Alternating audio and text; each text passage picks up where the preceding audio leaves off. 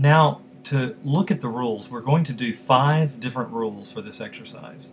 You're going to click and drag, and I've shown you how to use the rule tool, but let's click, hold, drag, and holding the shift key as we go to create a horizontal rule. Now, we have got that one at 1 point. Let's leave that one at 1 point. Then click, hold, drag with the Option and Shift key held. Drag it down about 1/4 inch. Let's create a 3-point thick, thin rule. I'll zoom in a little bit so you can see that. Notice how it now has a thick and a thin one above and below. We're going to click, hold, drag, again using the selection arrow. And let's make that 6 point, make it 7. And now we're going to do a thin, thick, thin.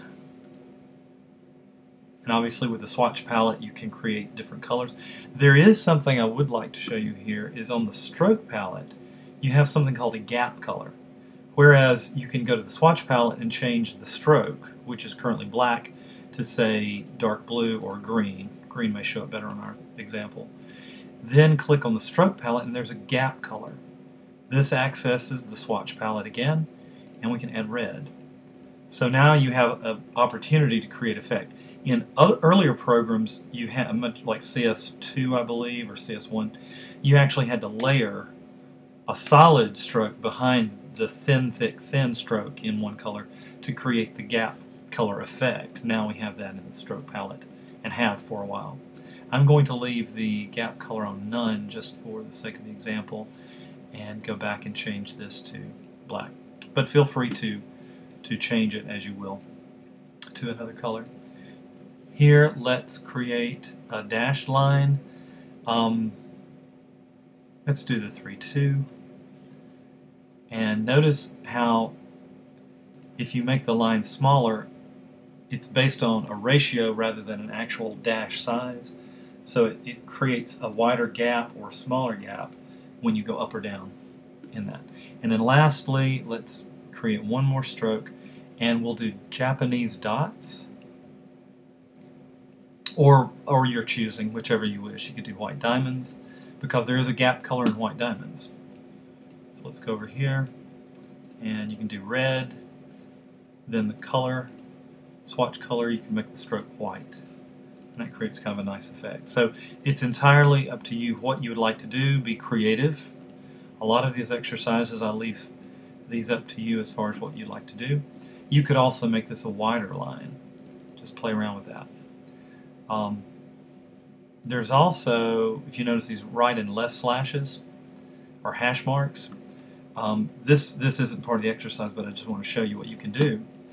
Change to the right one, then let's do a copy, paste in place, which means it'll paste right over the top. Now change to the other direction. And so you get a very unusual, almost embroidered cross-stitch pattern. And you could have same color, different color. You would not want to use the gap color in this, because since they're layered, you would lose the crisscross effect. But then you could certainly, as with the old programs, layer in a thick line behind both and arrange them, send it to the back, and you would have that. It's like doing this. Let's bring this one down. Let's send it to the back, make it a little bit thicker, solid, and there we have a yellow background.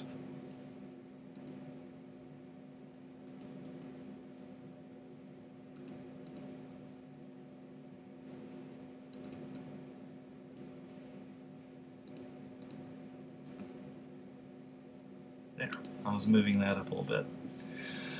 Now, the last part of the project today is just creating simple shapes. Let's create a rectangle, and we're going to give it rounded corners. Object, corner options.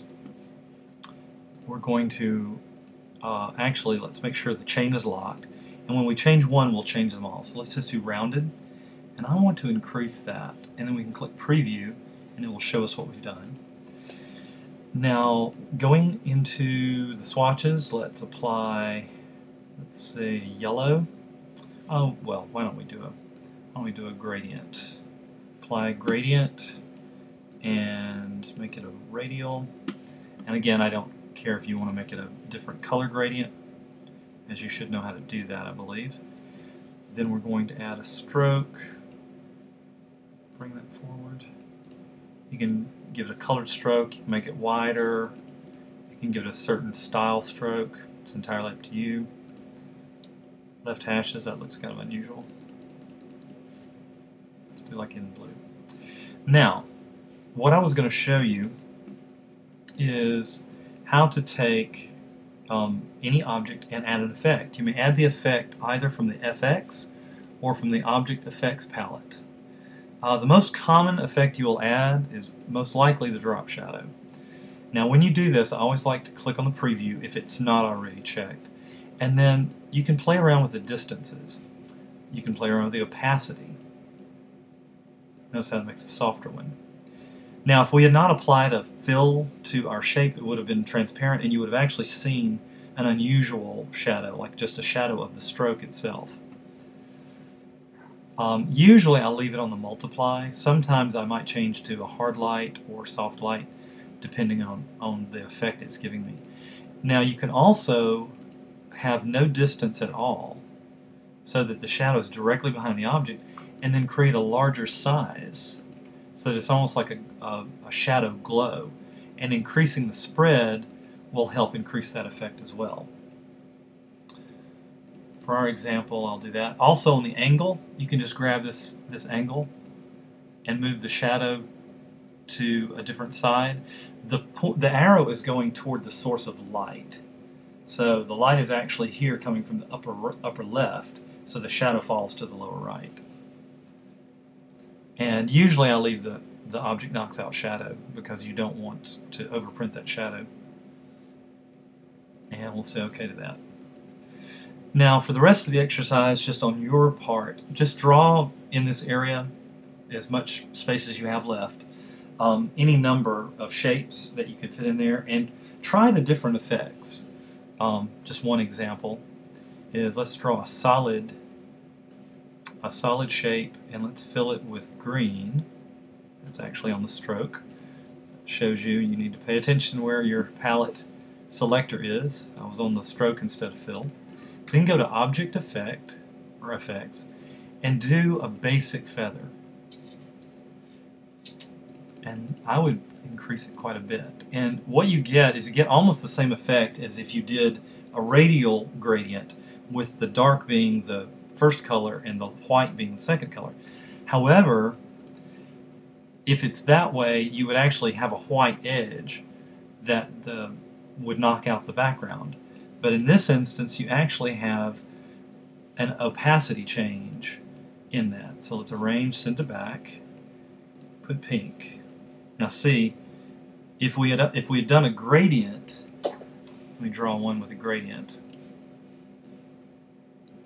If I clicked here, reversed it to where the dark color was inside and the light color was outside, look what happens. You actually get a white change. But by doing it as a solid fill and then applying the basic feather,